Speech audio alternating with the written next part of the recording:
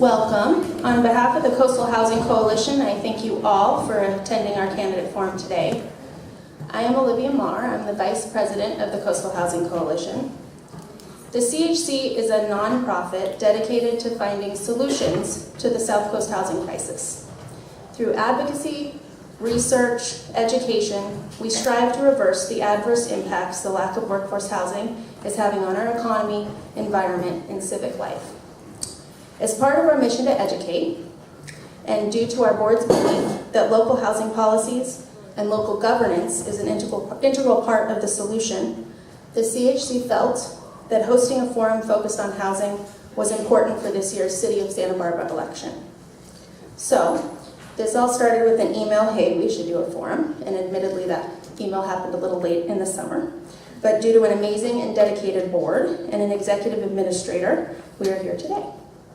We have 2 hours together, but a lot to talk about. So I want to get started by doing a brief introduction of the candidates. This is quite an impressive group, and you all deserve much more than an introduction by name, but that's all we have time for. Running for the 4th District is Jim Scafidi, Kristen Snedden, and Jay Higgins. Running for the 5th District, we have Warner McGrew and Eric Friedman. Running for the 6th District is Jack Usaferi. And running for mayor, we have Councilmember Bendy White, Angel Martinez, Councilmember Kathy Murillo, and Hal Conklin. Thank you all for being here.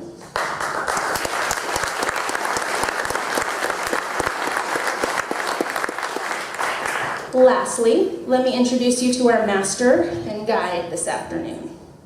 I've been fortunate enough to know Dave Davis both personally and professionally for about 4 years now. I'm sure many of you have known him for much longer than I feel lucky to call him a friend and a mentor. Dave's commitment to housing, the environment, and civic life in Santa Barbara is unprecedented. For 25 years, Dave worked at the city first as a planner and then as the community development director. He then spent 10 years as the president and CEO of the Community Environmental Council. I thought after he left the CEC he had decided to retire, but somehow he now has more jobs than he did before. Dave is currently the chair of the board of the Santa Barbara Metropolitan Transit District, chair of the city's Water Commission, vice president of the Environmental Defense Center Board of Directors, and a member of the Air Pollution Control District's Community Advisory Council. It is amazing he had time for us today, and I thank him so much for being here. Please help me welcome Dave Davis.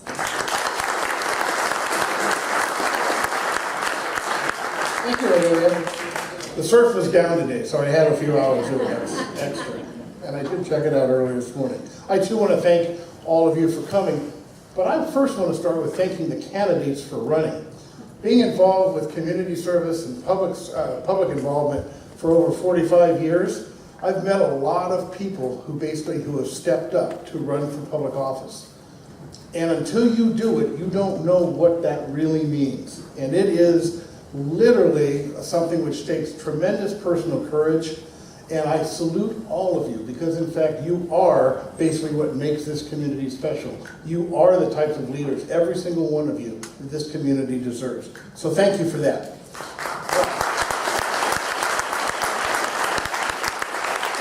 When I came to work for the city back in 1978, the news press had put out a book of headlines which went back for almost 100 years. Some of you may recall it. It was a big thing. And as the new city planner, I wanted to learn as much as I could, so I spent some time looking at that. And out of that 100 years, going back all the way to the 1880s, there were 3 things that stood out over and over and over. Concern about traffic, concern about water, and yes, concern about housing. When I stepped in here, we had residentially downzoned the city, and we spent the last 40 years basically trying to address a lot of the housing issues which are here. I've gone from the housing element being called Santa Barbara's dirty little secret to all the way to national recognition for the city's affordable housing programs. Today we want to gauge the thoughts and opinions of our candidates here on this intractable problem. So, Let me say, first of all, I think this is the first forum, actually. And in fact, I had the pleasure or challenge of having 10 of you here at the table. That's a lot of folks to try to use in 2 hours. So as Willy Wonka once said, there is so much time and so little to do. Let's get to it. Ground rules. In order to best utilize our time, we prepared a series of questions which were provided in advance to the candidates. So they should all be very well prepared. As moderator, I may choose to skip certain questions or may only ask for a limited response from certain candidates as time demands. When it's your turn, you will be allotted 2 minutes to respond to the question. There is a timekeeper right down here. Stop. 30 seconds, stop. Okay? Given our 2-hour time constraint and a large number of you on the stage and a lot of questions that I have, I'm going to try to be fairly rigid with the time rules. And I'm going to be very curt in cutting you off if I have to be. But on the other hand, I'm not real good with last names, so I'm going to be very personal and call you by your first name as we go through here. So, with that, let's start at the top. This is a question for all of you, and I would like a show of hands. By the way, these questions were developed by the board of the Coastal Housing Coalition, with one question which I inserted, which they have not seen, either have you. Many local leaders assert that Santa Barbara has a workforce housing shortage. Defining workforce as housing is 80 to 100% or to 200% of average median income for purposes of the question. Do you agree that we have a workforce housing problem here in Santa Barbara that's at a crisis level? Raise your hand if you agree. See, I have to one question like that. Okay, more to the point. Okay? Do you see this problem primarily, underline primarily, is a constraint on the health of our local economy, or is a social justice issue that mostly affects lower middle or middle class workers, or is an environmental issue? And what, if anything, should the City Council do to address the problem? I'm going to start at the other end with Mr. Coffin. Hal, you want to start there, and I'm going to work this way. Each of you have 2 minutes. 2 minutes. Well, there's no question that it's all three of those. I do think that and I want to say once again how much I appreciate the organization putting this whole thing together and all of the others who are here participating in housing activities. I've seen a lot of great programs over the years. I guess if I've learned anything in that process, there's 3 things that I think are critical to getting housing done in Santa Barbara. One is, it has to really be tied to whatever the economic development plan of the city is. Because you can't just build housing everywhere. You really have to take your housing and build it where the need is tied to what the economic development plan for the city is going to be. Secondly, and this is why I like what the coalition is doing, I think it has to be tied to a partnership between the city and the private and the nonprofit sector. I think if you don't have that partnership, you can't. I mean, the city owns the resource bank. It owns the water, it owns the transportation, it owns the land use, and if you don't have a partnership, it's a free-for-all of trying to get things done, but you can be very strategic about how you get it done if you're in partnership. And thirdly, I would say that it's critical that you pass the community smell test. That is, the community ends up owning the answer. If they don't get involved and they don't feel like this is their plan, but it's some sort of blue ribbon committee or the city council's plan, it eventually will just sputter out, because you've got to have a way to make sure that the public feels that it's their plan. So tied to economic development, tied to the city as a partnership, and making sure that the community has a sense of ownership. I think you can talk to all 3 of those issues. And one other little comment I want to add in the ground rules. If you agree with something that somebody says, mention that and then put in your own comments if you like. Kathy. Thanks very much, Dave, and thank you to the Housing Coalition for putting this together. I learned so much at your housing conferences, and I congratulate you for putting on a workshop recently about how to purchase a home, right? Santa Barbara, how difficult is it to rent and purchase here? We know that 60% of our residents are renters, and so that's another issue that we always have to look at. How do we protect our housing stock, our rental housing stock? How do we protect the renters? And we the city council tries to put policies in place to build new housing. The cost of real estate is the biggest challenge. And also people are concerned about overdevelopment. And I do hear them when they talk about how we're affecting their neighborhoods. Are we gonna have too much traffic, too much parking congestion?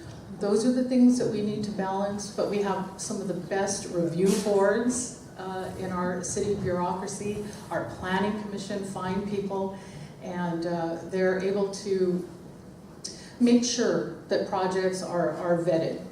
But Dave, to answer your question specifically, yes, it's an environmental problem when we have 20,000 people commuting every day on Highway 101. Thank goodness there's the van pools and the buses and other ways to get here. An interesting fact about those commuters is that 15,000 of them come from western Ventura County, the other 5 from North County into the South Coast. So of course we have to talk about providing transportation options to get people here until we can provide some housing. I serve on the city-county affordable housing task force. I'm on the city's housing task force, which is looking at the AUD program, and I'm the city council liaison to the city housing authority. I have a lot of experience in this area. Thank you. Thank you very much. Aya. Well, first of all, thank you. Thank you for hosting this event, and I also want to say that the CHC has been important through its sister organization, the Community Housing Partnership, which has helped a large number of our employees at Deckers. So thank you. Thank you for all the work. I do agree with what Hal said and Kathy mentioned, that this is a triumvirate of a problem. Something of this nature is kind of hard to understand in a one-dimensional way. My perspective includes that of being, among all the candidates, the only employer in the city of Santa Barbara, and then watching what happens to employees, to people I'm trying to recruit into jobs in this area, to people I'm trying to retain. We have to understand this is a regional problem. It isn't just a Santa Barbara problem. We have Goleta, we have Carpinteria, we have Lompoc, we have Buellton. These are all areas that can help offset some of the pressure that Santa Barbara feels with workforce housing.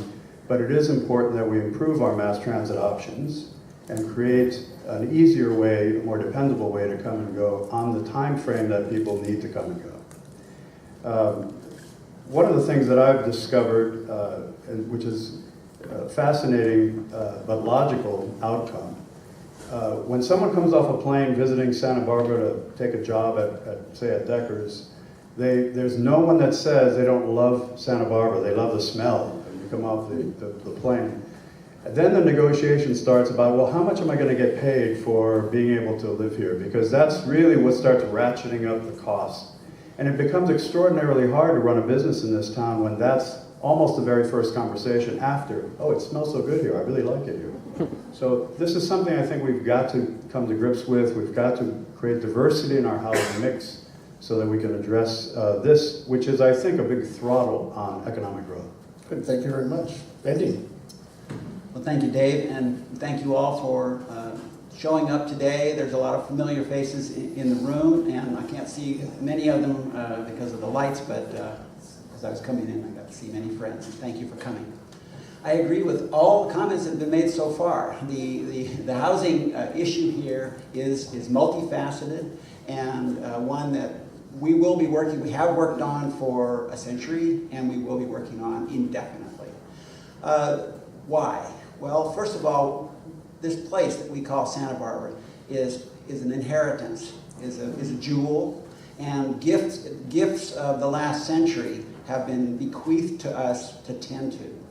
And whether it's the public facilities or the housing itself, the whole community and the caring that we all put into this community is really the foundation of Santa Barbara.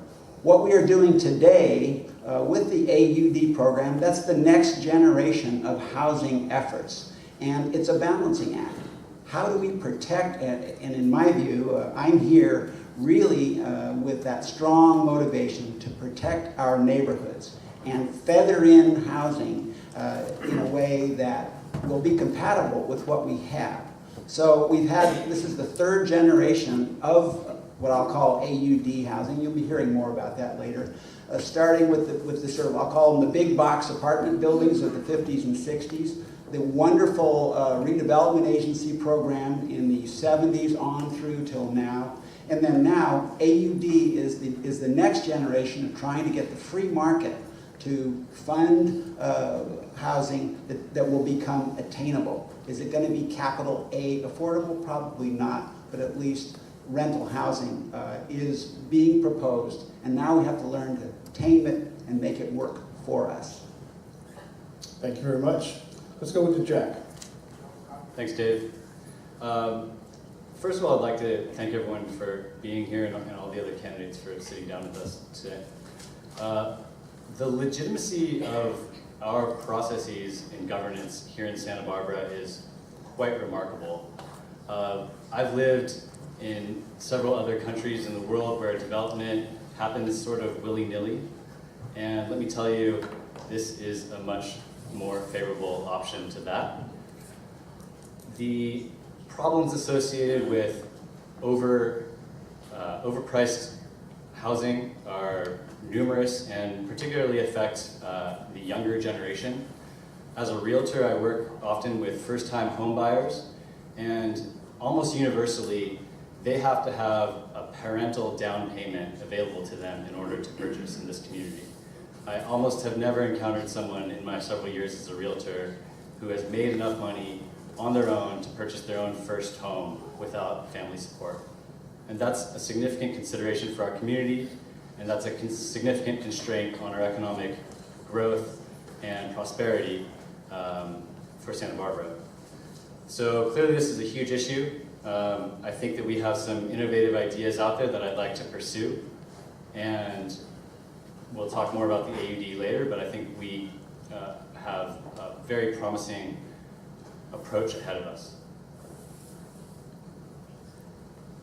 Eric. Well, I too want to thank everyone for being here today. We have a great number of people here, and my fellow candidates, and Coastal Housing Coalition for putting this on. So I agree with what was said before. This is all three of these issues. I have a slightly different perspective, having grown up in Santa Barbara. I attended Monte Vista Elementary School in the Hope School District. I have a third and a fifth grader there right now. But after I graduated from 6th grade back in the 1980s, I'm kind of dating myself here, but my family moved to Lompoc because of the cost of housing on the South Coast, and they commuted. And just this summer, my sons lost some of their closest friends because they had to move out of the area. These are middle-class families that cannot afford to live here with good jobs. So, that's something that my family has dealt with. I think ultimately we do need to build some rental housing in the area and strategically located. I live in the area that is getting a lot of attention right now. I live close to the former Sandman Inn property in that part of town. But the reality is, because of our geography, we're basically an island, and we're never going to be able to build our way out of it. We have to do our share to increase our housing supply, but we also have to look at the alternative transportation, because we're going to always have workers from the North County and from Ventura County. One of the things we need to do is widen the 101. The voters voted for it twice, but we also have to do everything we can to have the train there, because the more that we can get them together in alternative transportation, including that last mile, which technology is working to address, to get, once they get here to their jobs, is critical.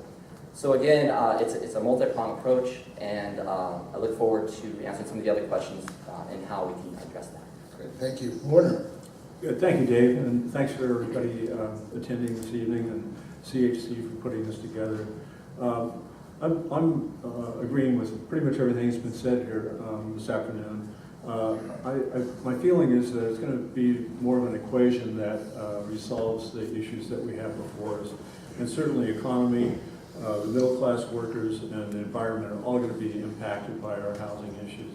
And it's going to, as I said, take a very collaborative approach and many good ideas that when we bring the community together to come up with a solution for the problems that we have in front of us. But the AUD issue, with regard to housing. I believe that we should try to preserve our neighborhoods to the best of our ability and move any new units into the center core of town, which is going to help with the traffic issue and allow people to think about walking to work instead of driving, taking bicycles and the like. So I'm very much impressed by all the things that have been said here this afternoon with regard to the future of our community. And Santa Barbara is one of those jewels that we need to all work together to preserve. And so I would just, again, start to say much more than what's been said, but let's all work together to get to the bottom of our housing issues, our economy, and the environment. Can be done, and I know that we've done it in the past. We'll get through this as well. Thank you. Thank you, Warner. Jay? Thanks, Dave, and thank you to CHC and all the volunteers and board members that volunteer to do what you do and put this on. And thank you all for coming. I'm going to answer the question a little bit more directly and succinctly, but before I do, could I just get a show of hands of all the architects or planners or contractors in the room? How about realtors? People who live in the city or unincorporated? So we can still be friends with you guys too. Thank you for answering that for me and for us. You know, the question is it's a little bit of a trick question. It's asking us to show our cards in terms of how we're wired, economically, socially, or environmentally. And as a planner, it's my background for 20 years, and as a planning commissioner, it's hard to unwind those three issues because they're all connected. So I can't answer that question. It's very difficult to pick one over the other, but the most important thing that we all have in this room, and that a lot of people don't have, is a roof over their head. So the focus really is how do we do that, really, and that's the priority. And then those other impacts, social, economic, and environmental, are things that we can address after we put housing first. So I'll answer it that way. What should the council do? That's the other part of the question.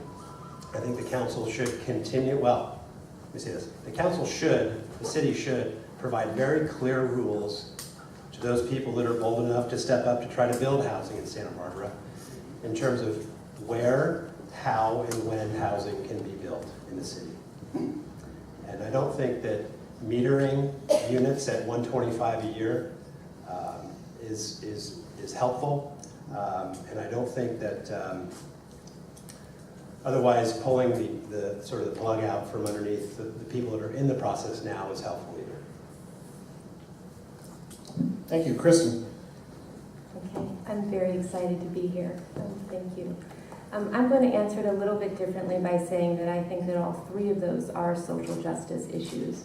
I believe environmental issues, the environment belongs to all of us, that's part of social justice. I believe that the inequity in income and rent prices is also an inequity issue.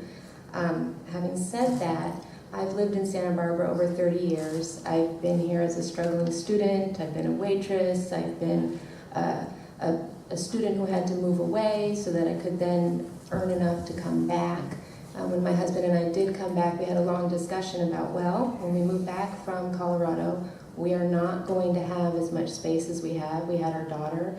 We would have to live in a postage-sized place and spend easily half of our income, which we always have, spent half of our income on whatever our rent is or what our mortgage is now, and that's our combined income. So I see this as an issue that most definitely needs to be addressed. It is at crisis levels, I believe, in our community. It hurts us all when our teachers and our first responders and the backbones of our community cannot live in the towns where they serve. It's also environmentally damaging to have people commuting all those distances. I think that the city could be more creative in where density is placed. So if we're talking about increasing density in some way, which, by the way, I don't think density equals affordability, but why aren't we putting family housing near the schools instead of millennial housing near the schools, making it so people might not have to drive so far to take their children to school? So I would just bring that perspective as a parent and as someone who's worked in this community and is raising a family in this community, that we definitely need to address this as all three of those as social justice issues. Thank you, Kristen. Jim? Well, I can go last. Thank you all for being here. Certainly, I think that you'll see there's not a lot of disagreement. I suppose that to suggest that there's a distinction between social justice, environmental concerns, or employment concerns, they're all different sides of a three-sided coin, if you will. And I agree, they're one. And I think that housing is a hot button issue because and politicians like to point to housing issues because they divide people. But really, housing is an opportunity to unite people. Santa Barbara is a wonderful place. Santa Barbara is a beautiful place, and those of us who have the pleasure of living here have an obligation, if you will, to assist other people. I think that our approach to government should be equal to our approach to housing, which is that we should be empathetic, we should be loving, we should be concerned about people that need opportunities, that want to join us and among the ranks as citizens of Santa Barbara, and we should work to achieve that. The city has gone a long way in trying to address that with the AUD program, and we'll get into more details about that, and we'll talk about where that should be. I think that the city's focus on housing should be in the downtown area. I think that that's a great opportunity to redefine what is Santa Barbara. I appreciate the opportunity to be here, and I join all of these people in knowing that we need to make changes to address this problem. Great, thank you all for your answers. That actually was a slick way of getting an opening statement from all of you on the global issue. So let's just jump right into the hot topic right now. You've all touched on it to some degree. The AUD, right? The council passed a test program up to 250 units, a certain period of time. Do you support the continuation of the average unit density program in its current form? Raise your hand. See, I answered another question really quickly because I knew that would be the answer. Given the fact that you all have problems with the current ordinance, what would you change or add? Are you concerned about the metering of how many per year? Is it because of the type, size, bulk, and scale of the units? What about the affordability aspects on the other side? What is it about the AUD that you support, and what are the changes that you'd like to see to make it more effective to meet our housing needs? I'm going to start in the middle with Eric. All right. Hear from my colleagues here. All right, so first of all, I do support the AUD program, but we need to modify it. Primarily because, as I'm going to plug the next question probably, is the state just passed or is about to sign a housing package that includes Senate Bill 35. And the reason the AUD is so important to our community is that if we don't meet our required number of units to be built in Santa Barbara, which in this current housing cycle for our regional housing needs assessment, which goes till 2022 if I recall, we have to build 4,099 units. And if we don't do that per year, then we will fall under SB 35 that just passed. And that completely takes away local control. So as imperfect as the AUD is, we still have an opportunity here, and it's one of the tools in the toolbox we have.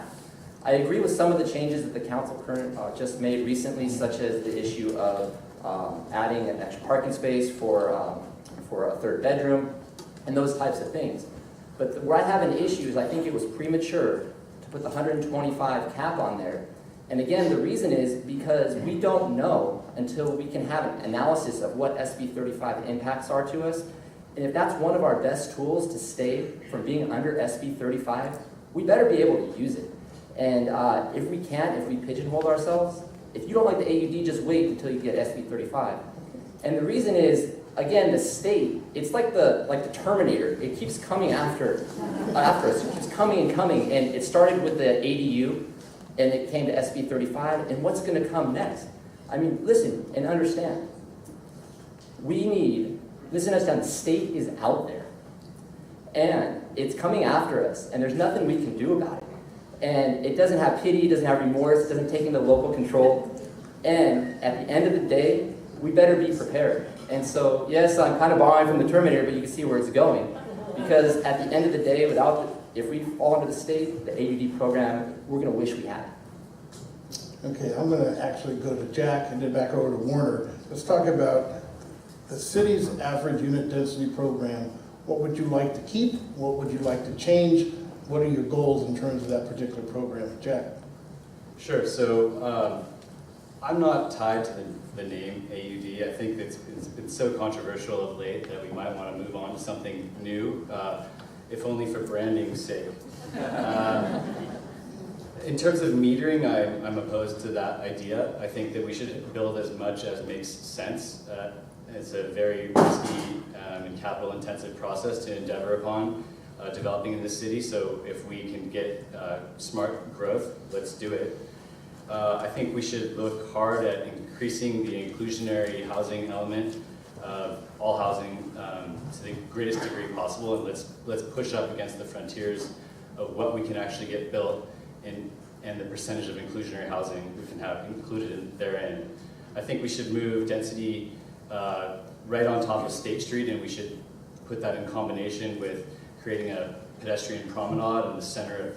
That's going to be one of my other questions. Sure, State Street. So yes, we should move density towards State Street.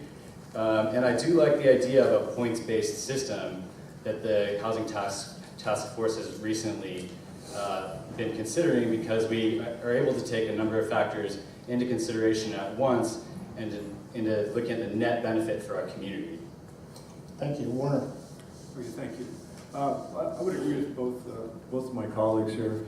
I feel that the city really should incorporate all of these discussions into maybe a little bit longer view, like 10 years, 5 years, and then today, and then a vision and some direction that we all can kind of tie our grab onto the rope and pull down that path. The Terminator is out there. We're going to have to deal with this. How and what AUD brings us, we don't really know yet. I think we have our hands on the pulse. We have a great system in place to have our hands on the pulse. And I think we can use those tools that we have to be able to monitor our future. And again, if we have a vision and a direction for city staff and for the community, that's going to help us be able to deal with the issues that AUD bring us in terms of traffic, parking, density, all of those things. But I really am in favor of preserving our neighborhoods and moving the units down closer to town. Great. We're going to come over here to Jim. Jim? Thanks. Well, I think that the AUD program is a great start, and I certainly don't want to criticize the city council for taking a swing at it, but I think that if you look at the MARC development, and if you're the developer of the MARC, I'm going to insult you. If that's what we're going to point as the model of the AUD program, I think it's a mistake. I think it doesn't fit within the feeling of the design of what is Santa Barbara. I think it is too large. I don't think it meets, technically speaking it may, but I don't think it meets the intent of the affordability requirement. So if we're going to continue a program that yields the MARC, then we've got a problem with the program. Right? The design of the program, the intent of the program is to create housing for working families that fits within the character of the neighborhood. If we're talking about preserving neighborhoods, we should be talking about some sort of design criteria that meets the existing neighborhoods. And if it's downtown, it's downtown. The MARC misses the mark on all three of those. And so those are the concerns that I have about the AUD program and what I would change. Great, thank you. Kristen? I would change almost everything about the AUD. I think it was a great effort. I think the intentions were very good. The first thing I did when I looked at the high priority overlay is I thought, oh my goodness, that is all concentrated in one zone around Santa Barbara Junior High, around Santa Barbara High School, where you already cannot pick up your children without circulating around 4 blocks in pattern because of the one-way streets. I see you nodding your head. If you do that pickup, you know that there already are not spaces for parking. And then I wonder who planned, well, I actually know who planned, but I think who planned may also agree that it could be reevaluated. And again, the idea that around schools, around one school district, you're putting all the high density, you're not prioritizing families. If you're going to make affordable family housing, put that near elementary schools. If you're going to put millennial housing, move that away from the schools. It doesn't make sense to me the way it's laid out. And actually, while I disagree with the MARC, I don't like what the MARC did in terms of didn't provide affordable housing. And that's an example of where density does not equal affordability. We need to build in affordability into the permitting process. How many of those units are going to actually be affordable? What is the plan for these units? I'd like to see them interspersed throughout the city so that our communities are richer and more balanced and have workforce in with everybody else, and that we have balanced, supported communities. Thank you, Kristen. Jay? Thanks, Dave. So, yeah, Terminator analogy is a good one because Jerry Brown is back for another tour, right? He's going to come back again, and I think we end up killing him, though, in the end. So let's see, the AUD program right now, in terms of metering, again, I'll say I think that's a bad idea. Inherently, based on the lack of certainty in the process. We based the number 125 or so on the rolling average, maybe it was 10 years of housing, and that housing production number was below par, and it's one of the reasons we're here today, right? We haven't been producing as much housing. So to base that number off a number that's too low is an inherent mistake. I do feel as though we should be including for sale product in our housing programs, wherever it is. So in that regard, if it has to go back to variable density in the outer neighborhoods, as a way to lessen the impact of units and parking, that may be something that we ought to discuss. We certainly can use more housing, rental or otherwise, for sale in our downtown and our central business district as a way to revitalize and add more customers to those stores that need customers right now. I'm pretty much philosophically opposed to rent control. And that stems from my experience working for a home builder for several years locally, where I was the new guy in to the company and then had to deal with the inclusionary units. So I have a very rich experience in trying to meet that very thin band in terms of who qualifies and who doesn't qualify and making that work, and it's very challenging. So in that regard, rent control is not the best idea. I'm very skittish of inclusionary. In terms of the rest of the issues, I think I'd like to see some of these projects kicked up to the Planning Commission, not to add a layer of complexity, but I would like to see some of these issues reviewed by the Planning Commission, so it takes the pressure off our architects who are would rather spend time reviewing design than land use. Okay, Bendy, set it up for you. Here you go. Thanks, Dave. AUD. AUD is the outgrowth of the new general plan for the city. It is the idea about, and it is a compromise. So always the city of Santa Barbara has for decades had the dialogue between growthers and no growthers, and this will continue. And that will be continued in the form of political representation. And what we get, we have to have 5 votes out of 7 to create the next land use designation for the city. So I've been one of the crafters of AUD as an experiment and as a compromise.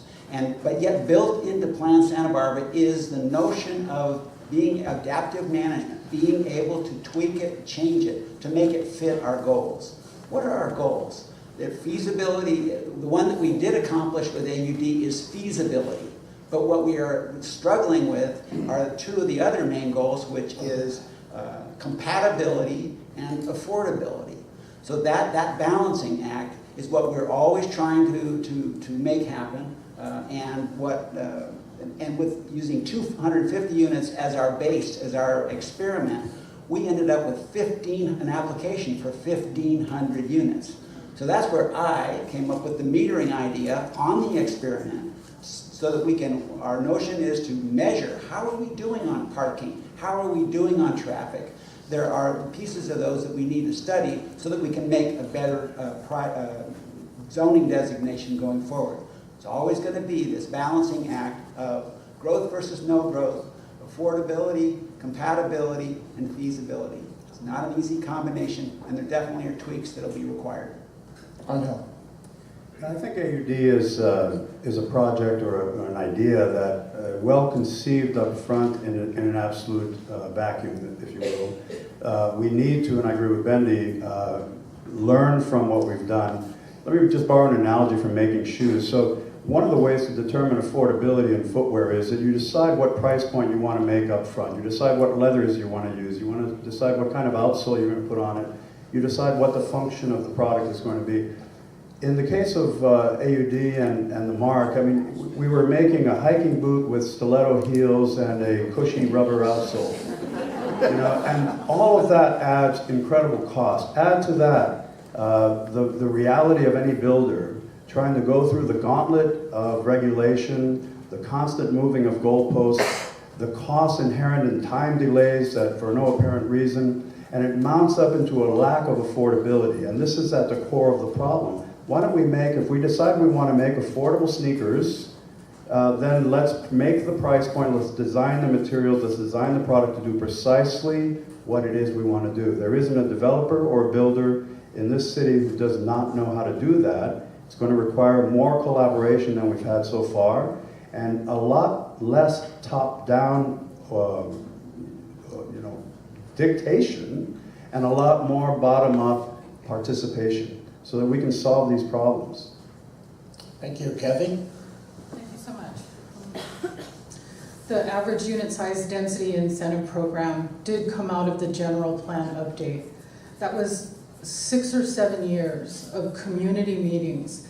And the general plan is a beautiful narrative about sustainability, what we've been talking about, prosperity for everyone, housing for as many people as we can get. We're not saying we're going to build housing for everyone. Sustainability. So build dense housing so that you make efficient use of the space. So people are getting used to living in smaller spaces, right? And we want to put these units, these well-designed complexes, along transportation corridors, or where people can walk to school or to jobs or to commercial centers. So the plan was hatched with due diligence and a lot of care. And we added the incentive of a loosening of the parking requirements. And then that's what inspired the housing developers to say, yes, I'm going to go for this. So it was successful. The Mark is a luxury complex because it had a big footprint and they had room for a swimming pool and other amenities. It's teaching us some lessons, right, about affordability. And we'll see about if they're able to rent those units at that price. And if they aren't, then the market will adjust. At the Housing Task Force, we are making adjustments to the AUD program. I'm on that committee. 3 council members, 3 planning commissioners, and a housing authority commissioner. We have 2 studies going. We're looking at impact fees. Those fees can pay for affordable housing. We're looking at inclusionary housing, some affordable units included in it. We're looking at ways to pay tenants who've been displaced. If you add a car share space, you'll get more points. We're trying to fix it. Thank you. Great, thank you. Hal? Well, let me just say first up front, I think the concept that the council's come up with on AUD is a great concept. I do have problems with how you balance the concept with what the public's perception of it is. And I'm not running for the planning commission, I'm running for being on the city council, and we on the city council are representatives of what the public's perception is. And the public's perception, from my experience walking the streets, is probably 3 to 1 frustrated about the level of development that's going on in the community, and especially traffic. Now, to me, the secret sauce of AUD is the reduction of the parking requirement. I mean, it allows you to build more density by reducing parking requirements. If you're going to do that, you better be very strategic to make sure that the development that goes in doesn't mean somebody has to get in their car to go to work. And if it's just wide open and you can build whatever you want, whatever in the community, I can guarantee if the jobs are downtown and somebody's moving in the Mark, they're going to get in their car and drive to work. Well, that's a failure of the program. The housing needs to be where the jobs are. When Glendale built the Americana project in their downtown and built 1,000 units downtown, people walk to work. They walk to the grocery store. They don't get in a car. That's what's really neat. That's what it means to be strategic about where you put these units. And I think the city has to be much more in a partnership with specific developers to get that kind of development done. Otherwise, the public will rise up and throw the baby out with the bathwater. They'll just get frustrated and say, get rid of this. We can't stand it. Now, I don't worry about what the state thinks. Frankly, I've seen the state overturned numerous times by cities, and they'll just be intransigent. Because in the end, if the public gets frustrated, they're just going to say no. This is a project that deserves to say yes, but it's got to be far more strategic to get there. Let me jump out a little bit farther into the future for all of you, because I am a planner, and unfortunately when you do plan, you look forward, but the community basically is pretty much set where it's at. What I see coming, and I believe this truly in my heart, is a change in mobility. It's going to be mobility upon demand. You're going to look at autonomous vehicles, starting with trucks and buses and other things, but ultimately getting into the overall network. And if you look out 5 or 10 years, you're looking at basically 80% of the parking that we have today will not be needed, which means a vast amount of land within our cities to be replanned. Do you think we ought to be looking forward in that regard and re-looking at our parking standards to provide and look forward to those changes? Or are we stuck basically looking backwards in terms of how we've catered to the car in the past? I'm going to start over here with Jay. Well, thank you. Quickly, I think if we could create a permitting process that didn't take 10 years to get through, maybe we might be more nimble in that regard, and then we could get units built when we're comfortable with mobility changes. So I'll leave it with that. Warner. Thank you, Dave. I totally agree with the idea of looking 10 years down the road and then backing up. We find ourselves right now in a place where the internet has really taken us by surprise, and all we have to do is look at Macy's. The brick and mortar stores are leaving community right and left, and while that happens, it's a result of people sitting at home ordering on Amazon their products that they want and have them delivered within a day or two of that order. So if we're not thinking about what's going to happen with regard to traffic and autonomous vehicles and Uber and Lyft and those kinds of things, we certainly are going to be missing the boat. But if we're not looking out 10 years, 5 years, and then providing some direction for our staff and all the people that are dealing with these issues on a daily basis, then we're, I think City Council's not doing their job. So, pardon me, I would advocate that. In fact, I'll just anecdotally say that La Cumbre Plaza I had a conversation with those folks before I jumped into this. What am I in today? Council race. And they're standing there scratching. What are we going to do with this empty parking lot in 10 years? They're forward thinking. So I think the city needs to be that much forward thinking as well. And so I would just advocate that we do have a vision and that be looking out there in the future, because it's going to sneak up on us like the internet does. Thank you. Yeah, I'm jumping all over the place. I know you're shaking your head. What do you think? Well, it's not difficult to project forward. You simply have to observe the way younger people want to live their lives. And younger people are not as car dependent as they once were. The coolest place to live is downtown, where you can walk to a latte and be with your friends and great restaurants and have an energized environment. So my opinion is that yes, we are going to have a lot of white elephant parking malls and parking lots, and yes, La Cumbre needs to be rethought, as does traffic flow in the city, as does the opportunity for more functional bicycle routes, the opportunity for more pedestrian venues such as State Street, perhaps eventually not even being a car vehicle thoroughfare. And in my mind, these are the kind of things that are part of a long-term vision for the city of Santa Barbara, which actually celebrates and maximizes the beauty that we have here and allows us to enjoy it without the fear of traffic and the problems that causes in defining density. I found that people react to density primarily because of traffic, primarily because of congestion and noise.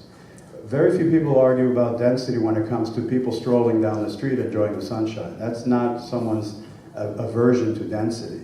And my goal would be this would become the kind of city where people could enjoy the city on foot, enjoy it on bicycle, and have a variety of different venues where shops are locally owned, and the shopping experience is personal and a differentiator from everything else you can buy on Amazon.com. Yeah, great, thank you. Kevin? Okay, thank you. So I want you to know that I've met people who think like you, and they say, absolutely, in our lifetime, there will be self-driving cars and everything will change. And then I meet other people who are like, no way that's gonna happen. And we need to manage traffic and parking for what we have now. So I'm telling you, that's the reality. And I've met people with self-driving cars. I don't have one. But maybe we're going to get there. The technology I'm excited about for now is those parking lifts where you can stack cars on top of each other in the parking garage, or in a private home, right, to take care of parking. And that seemed sort of science fiction at one point, right? And now there's been some projects come through City Hall where people are actually using that. You know, I have a lot of faith that when we get to the point where we'll need to redevelop parking lots and parking structures, we'll get there. Because I'm talking to architects now who are really excited about turning Macy's into housing or turning some of our empty storefronts into housing. You give architects a challenge and they'll say, yeah, I can do that, I'll work on that, I'll pencil that out, I'll figure it out. So I have confidence we'll be able to get into the future. But you're right, you know, I like what people are saying about having a vision. And that's why I work with partnerships with Community Environmental Council and other groups that are looking to the future with a look at the environment and what we're going to do with our planet. I'm going to come back over here to Jack. Jack. Sure, I'd like to talk about looking into the future a bit. We're talking about spending $500 million on widening 11 miles of a freeway. That project will be completed 13 years from the day it breaks ground at the earliest, and that is not breaking ground tomorrow. So looking forward, we're looking out into the 2030s when we'll have any possible benefit from widening that freeway. We're talking about investing $500 million in the transit mode of the 20th century at a time of incredible transformation in how we move around within cities and from city to city. So we're talking about not only autonomous vehicles, and we're not only talking about on-demand rides, we're talking about bike sharing, we're talking about incredible changes, and we need to start designing for that city right now. Great, thank you very much. Let's jump over here to Hal. You know, I love history, and I love the fact that there were really two great renaissance of Santa Barbara in the 20th century. The one that Bernie Hoffman and Pearl Chase and others created in the early 20s, which then culminated after the earthquake in the rebuilding of downtown. And the one that occurred in 1970 to 75 after the oil spill, which really revived all of State Street and the waterfront. And luckily I got to live through part of that process and got to watch it along the waterfront, especially with the rebuilding of the rail yards. And you were certainly a part of that. You were key to that too. But the thing that really intrigued me about both of them wasn't just that it was planning for the future, It was creating something that was so exciting about the future that everybody wanted it. It wasn't just putting pens onto paper about how to make this street work or that work. It was creating an exciting vision about tomorrow, and everybody says, how do we make that happen? And they couldn't wait for it to happen. Now, some people were fearful, but it's that kind of vision that I think breaks through the fear that draws people back into the past to want to sort of plan for the past. And I think that you got to really create a sense of excitement that's more than just acronyms and planning terms. It's got to be something that touches them at the very core of their life and says, you're going to have something so exciting, you're going to want it. Kristen. I'll start by saying in the 80s, I used to live on Santa Barbara Street, and I worked at the Y, and I went to City College. And I could get everywhere I needed to be in my life in my early 20s on the bus, on the MTD. I used to live up on Grand Avenue. There used to be a bus, the 22, that went from the Riviera down to the beach or downtown. No longer. It's not set up, our infrastructure. I would love to envision a future where our entire infrastructure was walking, biking, Lyft, Uber. I would add to that, though, that even in this utopia, which it would be, Santa Barbara is a very small town, and people do like to get out of town. So even if everything was set up, that you had your millennial housing unit, you worked on State Street, your whole life could be walking or biking while you're in town, I'm imagining that you'll want to go to LA sometimes, or to a different airport. And our infrastructure beyond our small town is not set up to support carlessness at this point. And even though some people have no cars and some have more than one car, the ratio of cars to people remains 1 to 1. So I think it's unrealistic to say that we won't have parking impacts or we won't have issues we need to plan for.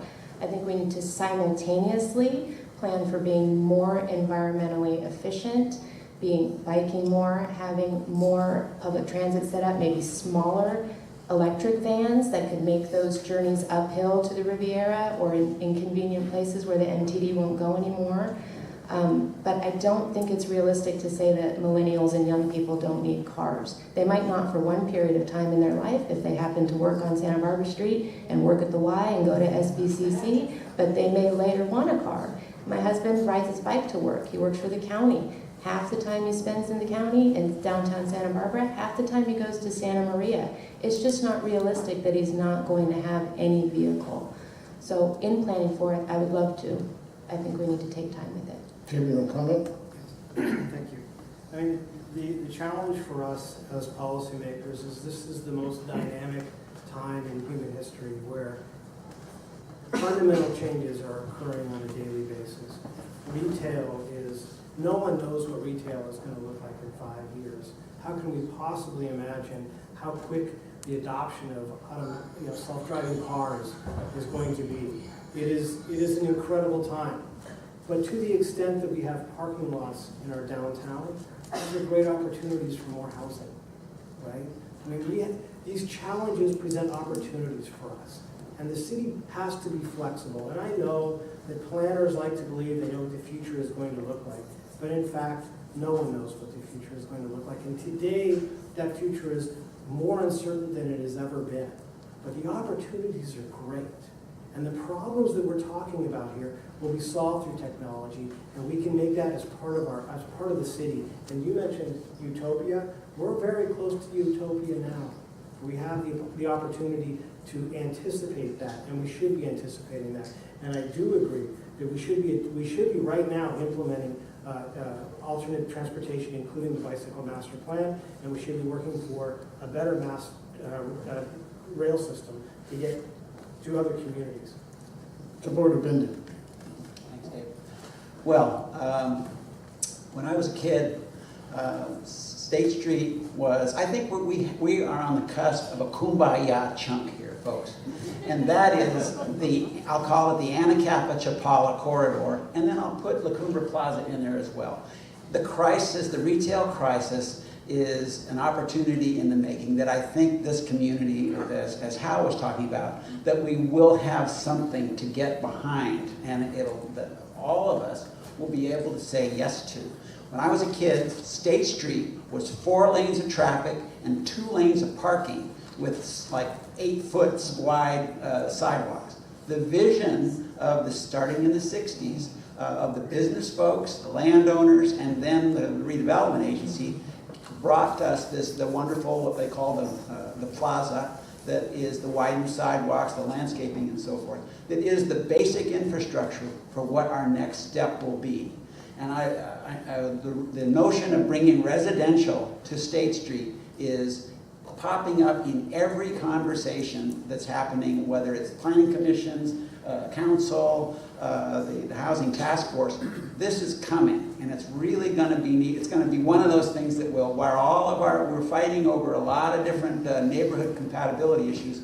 We're going to have some neat opportunities in the primary commercial corridors to do some wonderful things. And those parking lots are they could be plazas, they could be residential, lots of different opportunities there. But we have that canvas to repaint here in the next 10 years. And I think it's going to be really exciting. Well, that's my, actually, somebody didn't ask the question to me, maybe Eric or in here somewhere. But you've set up my last question, so I'm going to move it right now to the middle. Santa Barbara is going through a real change in retailing, as everybody's talked about here, and this whole idea of housing in the downtown corridor is something which the city has, in many ways, supported for many years. Okay, so should the city be proactively at this time trying to find ways to bring more housing to downtown? How might the city help to accomplish this? Should we be looking at even some other types of densities or types of zoning in order to do that? And when you do that, going back to some of the points that Hal brought up, how do you balance historic resource, character, view protection, and those types of concerns, which we all know going through that general plan process, hit the fan for 6 years, because in fact, putting density down into our historic core is, to a certain degree, square peg and round hole. Okay, I'm going to start with Anya, since we're basically, I'm going to go down the line this way. I think we have a great opportunity. I agree with Bendy. I think there is a wonderful opportunity to re-envision what Santa Barbara represents and what Santa Barbara is.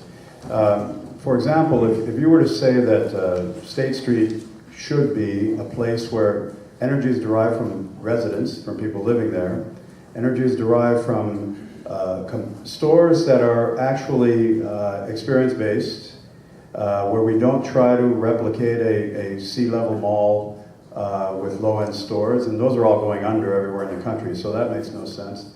And create for people, let's say in the Macy's building, an opportunity to have an apartment that's maybe 600 square feet, well-appointed, curated appliances, no parking, because the people who might want to rent there don't have a car. And if you have a car, rent somewhere where there's parking.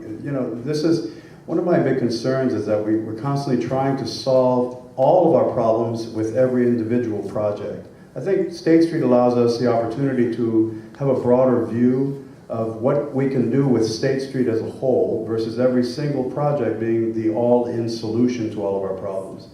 And I think we've got a wonderful moment in time to do that. I think the public's ready for it.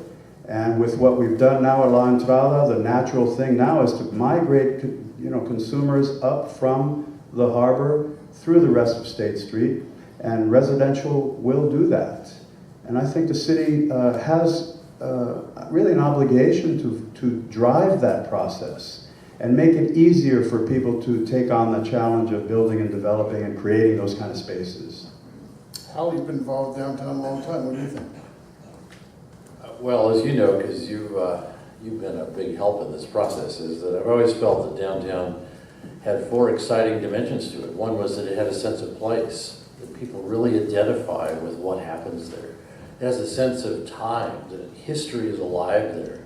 It has a sense of encounter, that people come together and see one another on the street. And it has a sense of celebration, that there's excitement about what happens with parades and solstice and everything else in the downtown area.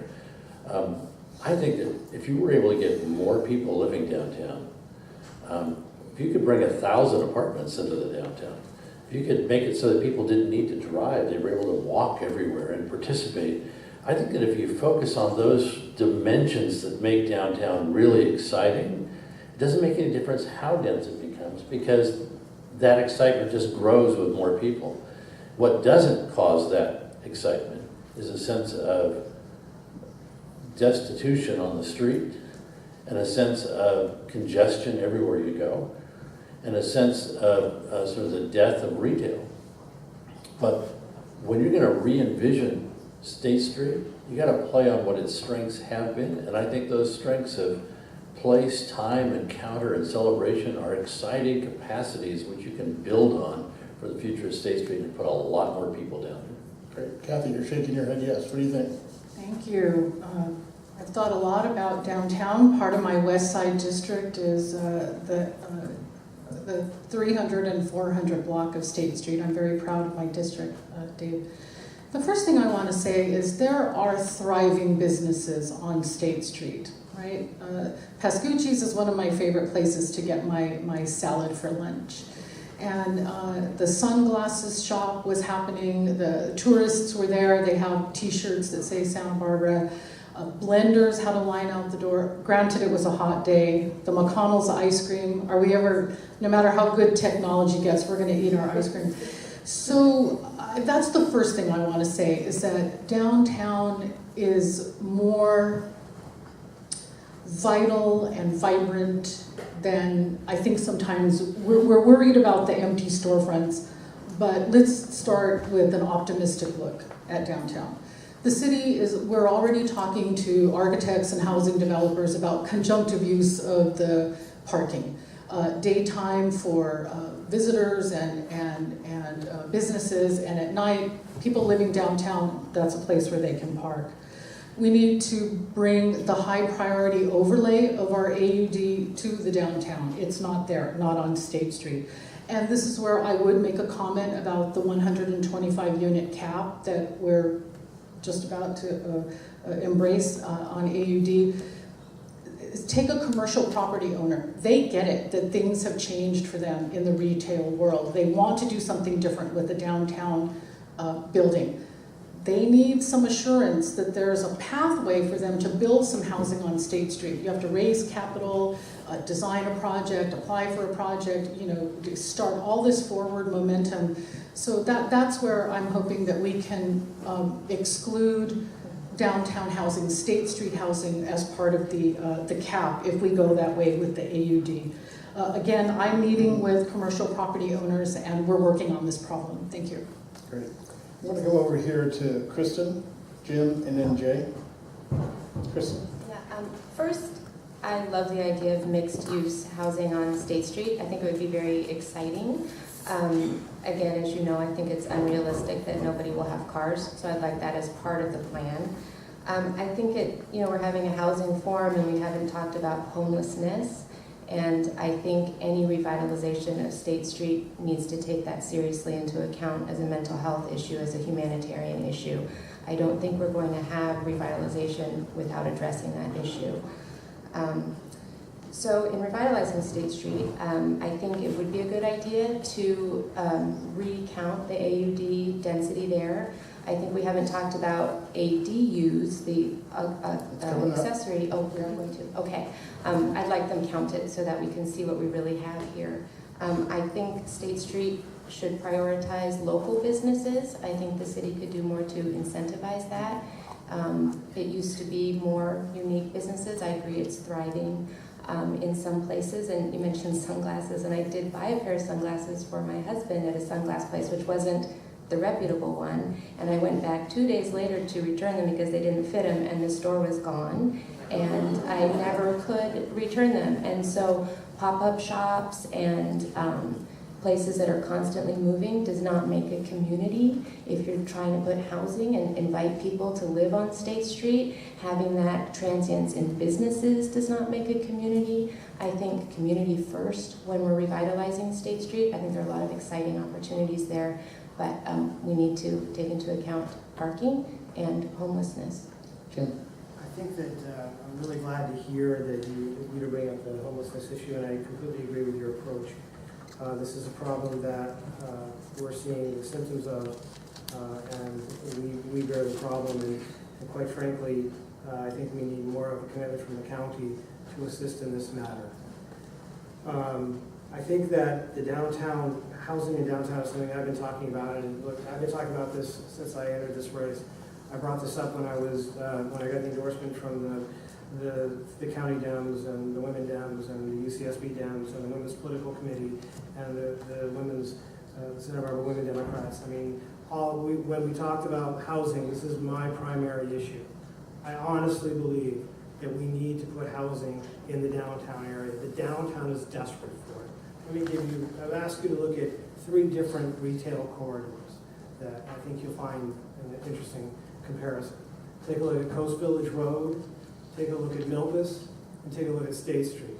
What you find is that Coast Village Road and Milpas, extremely successful, completely diverse in their approach to things, are both successful because they serve the people who live there. State Street does not.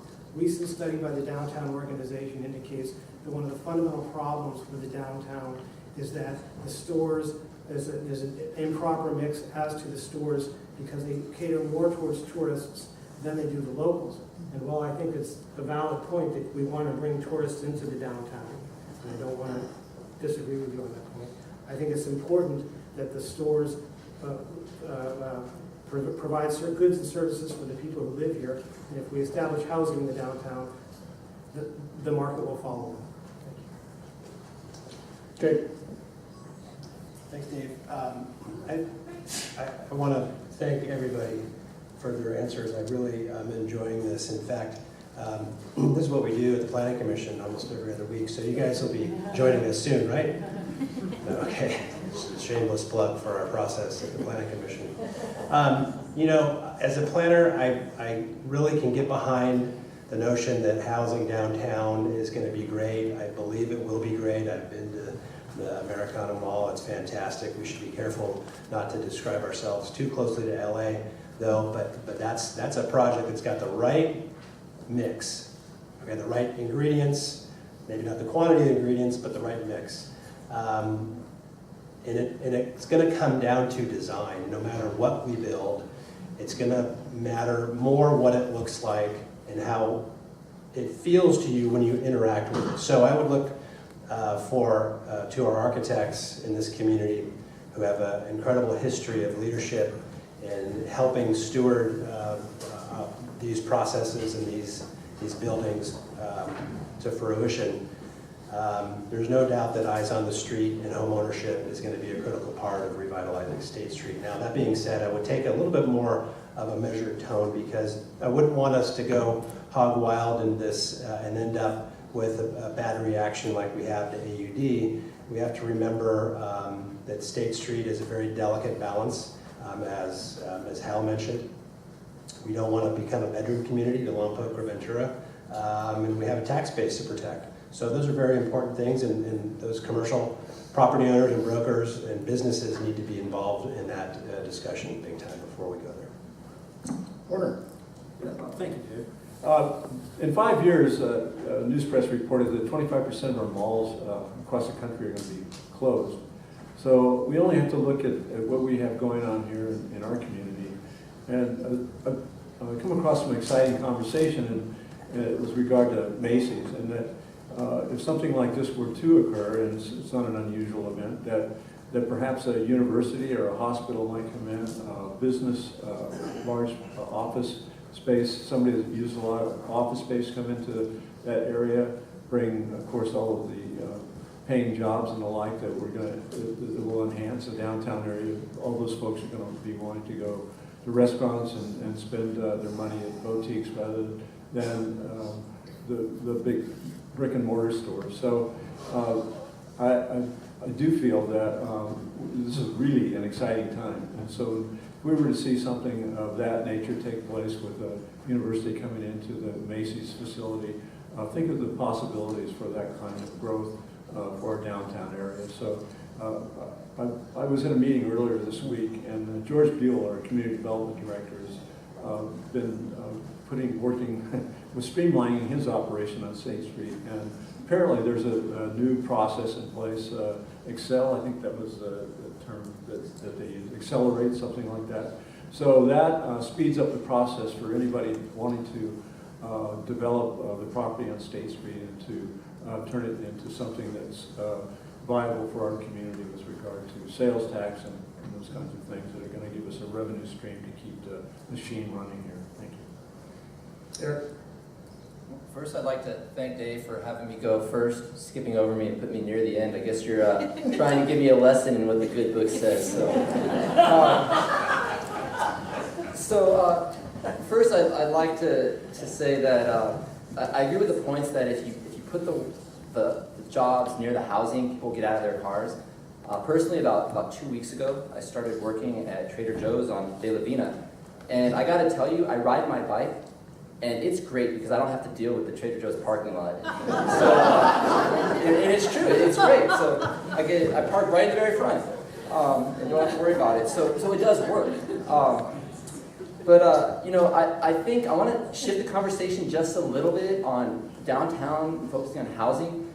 And I think that actually the primary vision I see for downtown, housing is a big part of it, but it's actually a cultural arts master plan that takes advantage of the tremendous assets that we have as a community here. I seriously doubt that there's another community in the United States that's under 100,000 people that has the assets that we have. I mean, if you look at the Granada, the Libero, look at this room right here. I mean, this renovation that just happened here. The Museum of Art's going under a renovation. You have the Arlington. And if we really invest in that, into a comprehensive approach on how we're going to promote the arts, you can have people living downtown, but people who live up in the 5th District, where Warren and I live, in the 4th District, they'll come back downtown. I very rarely go downtown except for parades and to go to the movies with my kids. But that'll bring us back downtown. And if you have that and you build the housing at the Macy's, those are the services and those are the types of amenities that will get the people here and get people up State Street. And the art in public places, we have the anchors that we used to have, the art in public places. We don't do that anymore. And why not? Because if you want to make a draw at points of interest that come forward, and the housing would be a part of that, but I think the arts is the way to go. And we've already invested tens, if not over $100 million in our community already with the renovations that have taken place, just this room alone. So tens of millions of dollars in Granada. So that's what really I'm focusing on, and then how housing can be a part of that. Jack, did you do this one yet? I didn't yet, I want to hop in. Go. We did have a bit of a kumbaya moment. No, full credit to you. So I do live downtown. I actually live 1 block off of State Street. And my wife and I don't go to State Street for recreational purposes. I work downtown, I go to school downtown.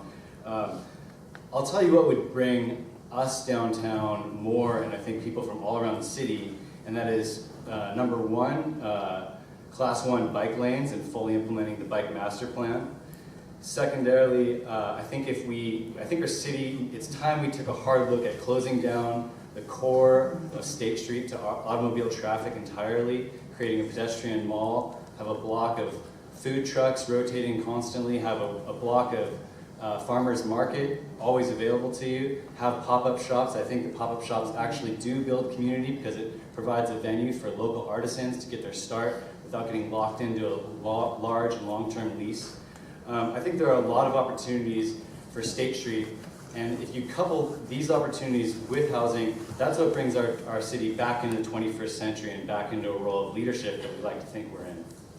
You know, I'm just take moderated prerogative. Raise your hand if you think State Street should be closed for a few blocks as a pedestrian mall like that. I have some retail people who want to meet you because I have lived that experience. Change is coming, and Jim said earlier about how dynamic change is here. This is one which, if elected, you're going to lead the way in this regard. I'm going to change the subject, and again, somebody, I can't remember which one of you, basically alluded to the big bad wolf, the state of California. And Goss, I'd love to have you come up here and basically whisper in my ear. I'm so badass, man. And lay it on the line. I remember I was a little planner way back in 1972, and I took this oath of office to become a civil servant. And there's some wording in there, paraphrasing, basically to uphold the Constitution of the state of California and all of its laws. And I remember hitting, especially in housing, hitting head on with state goals to deal with housing, the people that this state needs to house, and the local desire to basically keep it like it is. I remember this happening all the time. And over the time that I've been involved with this community, from the mandate for housing elements, which made us address policy-wise our future, the whole bonus density program, it's the ADU all over again. Bonus density program, we're sued up the wazoo. It goes on and on. We've had the regional housing needs assessment, the RENA numbers that we have to basically bend over every year to show the state how we're meeting those things. And now we have the ADU. As a planner, I always basically had to smile and do what my bosses told me to do, but I thought the state was trying to deal with a real fundamental issue. And every time the locals didn't get it done, they stepped in to give us a nudge. ADU is one of those nudges. We've heard about SB 35 being even a further nudge if it ain't working. And now, the ADU question is something which I would, moderators shouldn't do this. I'll put my personal position on the line. I think it's an incredible opportunity for the community to create affordable housing if done right. How many of you agree with me? If done right, yeah, that's the deal. Okay. What should we do to basically go forward? What you're looking at right now is that the ADU ordinance has a proposal from the city staff. Tell me what you think ADUs can meet. And you know what? It used to be called, what they used to call this thing? The granny flats? Well, I am a grandpa now, so again, I'm looking forward to that future. I'm going to start right over there with Ann Helen. Let's talk about ADU. What's your thoughts? Do you support measures to encourage the building of more ADU? Yeah, thanks, Dave. I think that you use the critical phrase, if done right. I don't think anyone is enjoying the possibility of having their neighborhood overrun with poorly constructed conversions and garages and 3 cars parked where there used to be 1. And I think that we have an opportunity to be intelligent about that. One thing about ADUs, they can add to meeting our RENA requirements. And in combination with AUDs, I think we have an opportunity, so I agree with that. It also makes housing more affordable. I've had several employees who've gotten excited about this because they said, now my parents who live in Colorado and want to move to Santa Barbara to live with us and the grandkids have an opportunity. If we can find a place that has an ADU in the back, they'll live there and help us with our mortgage. And it's actually an exciting moment in time for people to sort of get into the housing market here who have found it very, very difficult to do. But all of this really is about execution. We have to move away from the ad hoc crisis sort of orientation that we sometimes get into and come from a very, very clear vision and a clear plan for execution with everyone pulling on the same rope. And then the city needs to become a partner in what we want to achieve and what that vision looks like, rather than often being an adversary and being a barrier and a huge cost hole in which people pour a lot of money and things don't get done the way that they are cost effective. So I'm all for ADUs when executed properly, and I think that it could be a boon to the city. Great. Kathy? Thank you, Dave. A lot of people are concerned about the AUD and too much density and tall buildings. And so when I first heard the state was bringing this to us, I thought this is an antidote to that. So they would be units that are scattered around the city, perhaps. And so there's I had a positive response. But the problem with the state forcing mandates on us is that when we lose local control, we can't be in charge of the character of our neighborhoods. And I get where the state is coming from. They really see that we have a housing crisis, and so we're dealing with it at the city of Santa Barbara. Our staff has come up with an ordinance. It went to the Planning Commission. Now there's some good video for you all to find on the city website and see how the staff proposed some ideas. I think most of them are going back to the drawing board. High fire zone was a big issue. We're fire prone, and especially in some areas. So we have to find areas where it would work to add some of those units. For me, the best accessory dwelling unit projects will be where people can take the cars off the street. A nice long driveway, off-street parking, and that way it doesn't impact the neighborhood as much as it would if you're on your street. That is what irritates people, is parking congestion. So the city's doing its best. I'm hoping for the best on it. And another positive aspect of them is that it will legalize some illegal units. We have to be honest. In Santa Barbara, we have some units that are skating by. That's the truth. Hal? Well, devils are always in the details, and I think if it's executed right, you can do it right. But if you want it bad, you get it bad. I mean, there's no question that we live in a representative democracy, and that the people on the street don't understand why somebody in Sacramento tells them how they know better about what's to happen in their neighborhood. And I don't care what Sacramento does, sooner or later there'll be a revolt in the street from people who just say, enough, I'm not going to do it. Screw it. Now, you can turn that around by helping them understand how they can make their neighborhood better and how this can help them do what it is that they want to do. But if they see this as strictly a reaction to Sacramento, they will revolt. So I think that it's really incumbent upon the city, and this is really hard. I mean, I sat and watched, Randy, I know he was out here somewhere, so Randy getting, beat up over what was going on over by City College with, additional units being put over there. And I thought, that's actually an idea that's time has to be considered for what's going to happen at City College. You can't ignore it. But if the public doesn't feel like they're a part of the solution, then they're just going to react. And exactly what they did. And that project doesn't exist today. Brendan? Thank you, Dave. Yeah, ADUs. We're being force-fed ADUs. Now, this city, and Dave was probably part of that staff of Lolo's many years ago.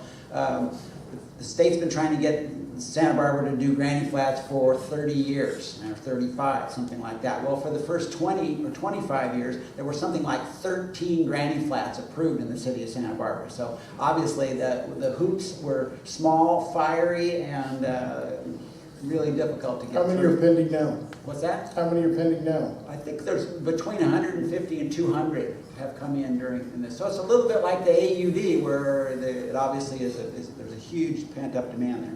I appreciate Kathy bringing up the concept of fire hazard. Do we want an extra unit up on Las Alturas on one of those windy roads? No, we do not. One area where, and yet I think there is opportunity. I'm got to get a little wonky here for a minute, and that is if granny flats could be available by right, but part of the floor area ratio, which is a pattern or a guideline that is established all over the city. You're allowed a certain amount of coverage on your lot. So that would be one way to not have somebody overbuild their site, and yet would allow a reasonable number of these granny flats to occur. I think they do belong. They should have architectural review. They should go through the quality assessment that the rest of the development is required to do here. Jack? Yes. Eric?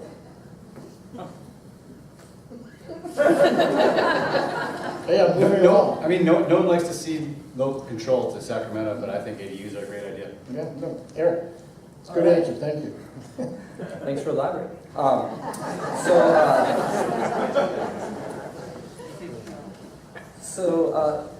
The point earlier that was made that ADUs would help families live here, I fully agree with that.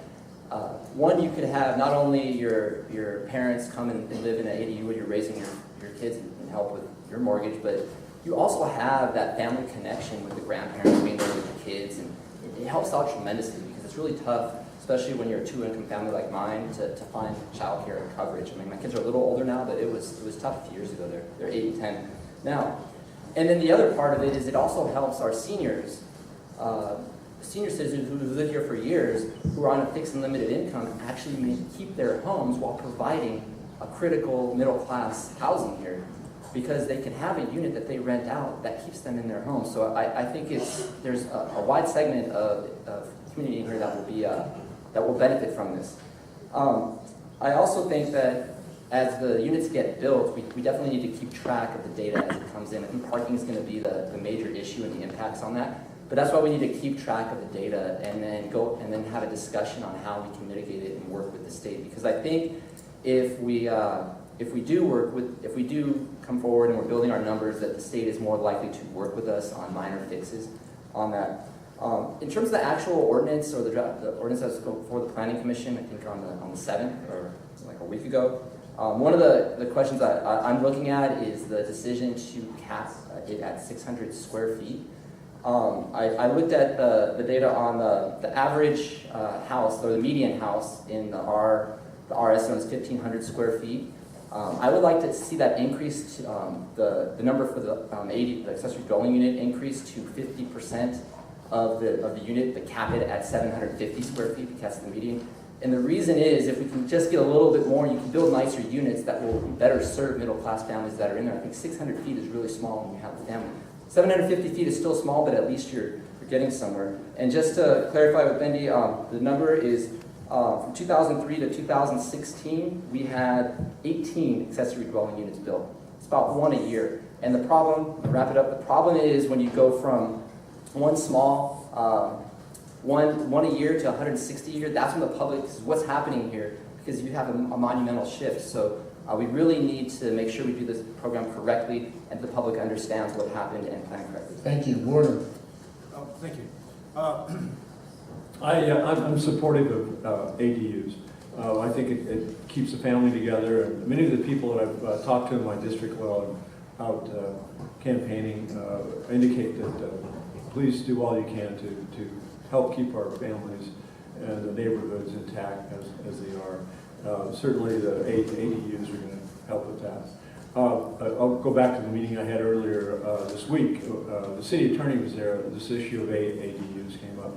And I asked, since it's a state mandate that we go down this path, that is there potential for litigation with regard to ordinance that's been created or proposed?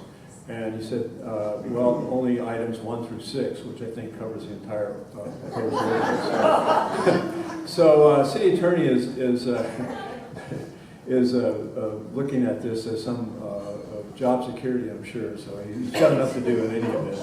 But we are going to have, I think, find ourselves with little to say about ADUs. And I feel like I could certainly make the case for the high fire zone area.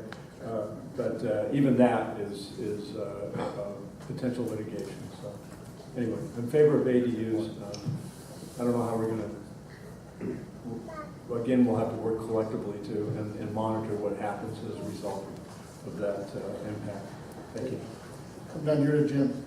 You know, as a lawyer, I think about the interplay between the state and the city, and the rights of the city as opposed to the state. And I find it offensive if the state wants to impose things like the ADUs, like Senate Bill 35, on local communities. I understand, as Kathy indicated, I understand where the state is coming from on this.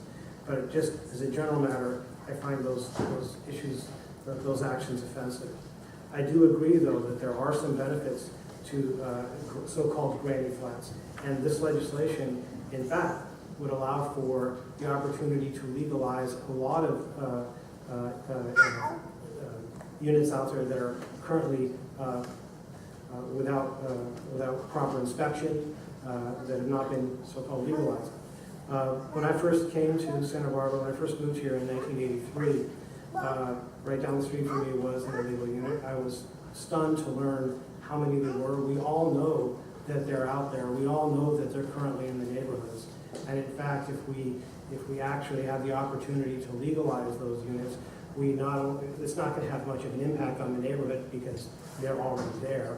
And secondly, we allow the tenants to step into what I call the light of justice, so that they have recourse against their landlords to protect them from shoddy construction. So in that regard, there are some benefits to the program on balance, because of it brings families together, because it does create affordable housing. On balance, I do support them, provided it's done right and they're compatible with the neighborhoods. Kristen? I think we're all in agreement that we like to keep local control. I also like to say I like to keep home control. If I have the space to rent to my granny, then I would like to be able to do that. I'd also like to dignify granny flats. I'd also like to call them millennial housing also. It's not just grannies. In District 4, more often than not in San Roque, homes I go to, it is people who are retired, who are looking forward to helping their younger generation out. They're so concerned with the housing costs that their children move away and can't ever move back. And that's a re-entry into the community. I think if we can permit the existing units in a streamlined fashion, we can dignify those units. Grannies need more than just a hot plate and a refrigerator without a freezer, and some protections against flooding or toilets overflowing and not being taken care of. Those are real issues. So I would like that to happen more quickly. I do have a friend in construction who did try to build a auxiliary unit, and then the whole house had to be updated in terms of energy efficiency. And I'm a big believer in energy efficiency. I am, an environmental scientist, but if that is what slows down the process so that a person can't make an updated auxiliary unit, accessory unit, then I don't really see the point of that. Get the accessory units counted so that they're counting towards our density, and we can have a more realistic look at those high priority overlays, which I think need to be reevaluated. But let's first permit those units so that they're safe and dignified. Let's count them and then reassess the overlays. And I'd just like to quickly introduce the concept I have of parking density, a little bit like housing density. I don't think all cars should count the same. I think we should count it by square footage of the vehicle. An F10, long bed is 2 Mini Coopers. Jay?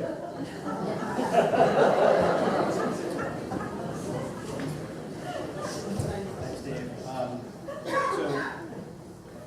At the Planning Commission, we did see a draft ordinance last Thursday, and we shot it back summarily, 6-1 generally on all terms that were presented. The origin of the law is what we deal with because of the pent-up demand, and so I understand the background there, but I do not think that these laws are going to live long without any litigation from cities like Santa Barbara or Carmel or Laguna Niguel. So we're in a fluid place legally. I agree with Eric. The fundamental benefits for families is huge, especially in other ethnic communities, particularly Hispanic communities that want to live in multi-generational housing. We can do a better job with our code and get to that happy medium place that we all like to see all of our development codes land on. And that has to do with allowing it in certain areas by right, if there is such a thing in this community, a by right permit. When we want to test those standards that we all agree on, because we're all fully aware of where we're going with respect to lot size or floor area, whatever it is, then we kick up to a discretionary permit. We had some conversation I think the biggest fundamental problem with what staff presented us last Thursday was that it looked like kind of like the AUD map. There was a donut hole in the middle where ADUs would not be allowed in our downtown corridor. So, I think we missed the mark there, and we want to see, or at least I do, housing opportunities where the jobs are and where the transit is. Great, thank you very much. Just a side note for everybody here. I moved back here. I went to UCSB and then went and did some planning work elsewhere in the country. Came back here in '78. First unit I moved into was an illegal unit up on the Mesa. And, you can have the unit. And filled out my application, it said City of Santa Barbara Planning Department. That guy almost had a heart attack. And I never told my bosses I was living in an illegally in.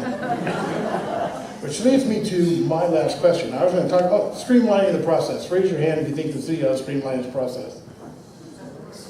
Answer that question. So here's a question which wasn't on your list given to you, but I'm building off of what we just talked about ADUs, what I just talked about in terms of my own personal experience. About 60% of our community are renters. Been that way since then I can remember, since the 60s.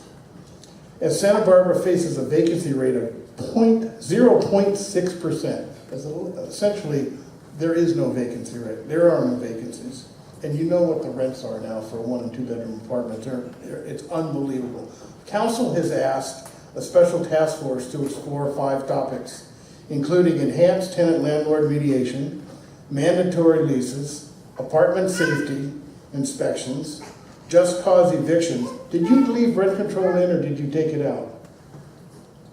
Yeah, I thought it got taken out. Right? It's gonna pop its head up again at some point in time. Your last question before we get to a 1-minute closing statement for all of you, and I'm going to really give you only about 1 minute for this particular one in order to stay within our time frame. That is, what are your thoughts on protecting the rights and privileges the city might afford to tenants within the city of Santa Barbara? Okay, and I'm going to start, how about this time with Jim, and go all the way down to the end. Well, I think that the current laws regarding tenants' rights are, they favor the landlords in that they're fast, and they favor the tenants in that you have to, in residential evictions, that you have to meet the letter of the law. I think that the problem that we have in Santa Barbara, which is probably unique, is given the high demand for housing, tenants are often losing those rights. And to the extent that we can protect those rights, I think the city has an obligation to do that. Kristen. I grew up in rent control housing, and that's how I got a fantastic education. I'm not going to propose rent control in Santa Barbara right now, but I will say that I am a strong advocate for tenants' rights. The rest of Santa Barbara, it's 60%, and the rest of the state, it's 46%, less than half that rent. We have an extremely high majority in our town of renters, and I'd like to see their rights protected. I think the mediation is a fantastic idea. I think it is a good idea to reevaluate as we go along and make sure that renters feel that they're being protected. Jay. I've lived in a lot of rental units in this town, and they were all substandard. So that sort of flips me on rent control. I don't know that rent control is the best thing to keep quality of housing intact. I think the free market is going to do a better job at keeping the quality there, and we can do other things for tenant protections in terms of longer eviction periods and mediation. Warner. Thank you. I'm not in favor of rent control. I am in favor of mediation. I feel that there's a place for that. Silvio De Loretto started that process several years ago, and it's worked. I was been party to some of that, and I feel that it's a good process, and we should maintain it. I'll just add to what Jay said here about quality of rental units. There are numerous codes and ordinances that I was responsible for enforcing as city fire marshal, and with regard to that end, the bad landlords have to pay the price, and I don't need to name any names, but we kind of know who the worst of the worst are. So there's a process in place to take care of that, and it works. Thank you. Eric. So when my mom and I moved here, I was 3 years old. She's a single mom going back to get her master's in UCSB. And the night before school started, we still didn't have a place to live. And the reason is that she was a single mom with a kid. She was actually told that if she had a dog, they'd rent to her, but because she had a 3-year-old, they wouldn't. And so then the very last place we went, it was a woman who was the person who my mom was talking to, and the woman said, I'm not supposed to do this, but because I'm a single mom myself, we will rent you this room or this apartment, but you're gonna have to pay double. And she didn't have a choice, right? So, and she went to school and working, so that's what we had to do. So I'm a big proponent of supporting renters, especially in this community. The one area that I do have a concern over is rent control. And the reason is I've been talking with some individual property owners, and if we make it too restrictive, we could actually have the impact of pulling units off the market. And so we don't want to do that because we need every unit that we can have.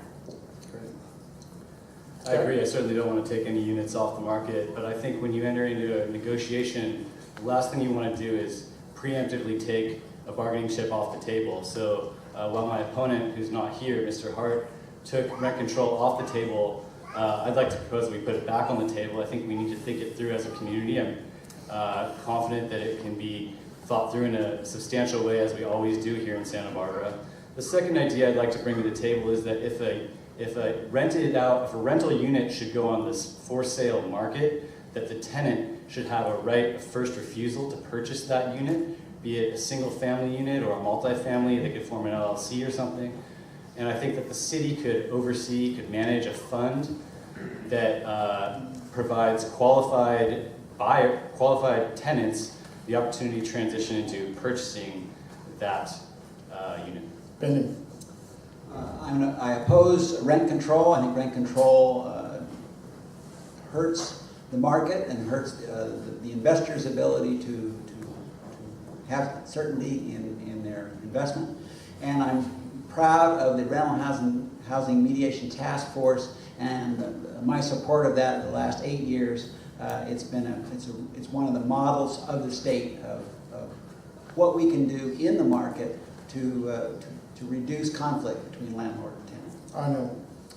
I agree with Bendy. I'm adamantly opposed to rent control. I've lived in cities where rent control was imposed, and I've seen what that's done to the quality of the housing because it disincentivizes the property owner from improving their property. There's no benefit in improving it. And I'm also wanting to protect tenants from bad landlords. So I agree with the mediation process. I think is a good one. As a kid, I lived in a tenement in the Bronx, and we had a horrible, horrible landlord. There was nothing we could do about it. And so I do want to protect tenants from bad landlords, and there are bad landlords. But in general, I think I'm a supporter of property rights. When we have people committed to the vision that we set forward for the city, and I think we should continue to mediate wherever someone's violating the basic human right of decent housing. Great. Kathy. Thank you. I serve as the City Council's liaison to the Rental Housing Mediation Task Force. It's a wonderful program that settles disputes between tenants and landlords, and they actually prevent evictions too. Andrea Bufano, our wonderful staffer there, gets phone calls of people in crisis. And so I'm glad that out of that hearing that you mentioned, Dave, that expansion of that program is on the table. Another thing that came out of that hearing is that the rental property owners are now advocating for more housing in our city. They feel like that's a way to bring some relief, obviously.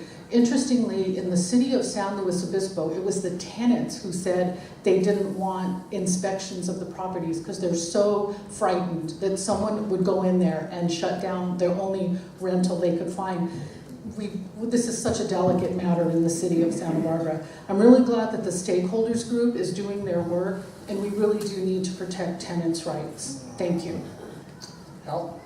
We live in a unique community with 33,000 plus university students at the University of California and another 17,000 at City College. I mean, that puts pressure on the rental market, which is different than many other communities face.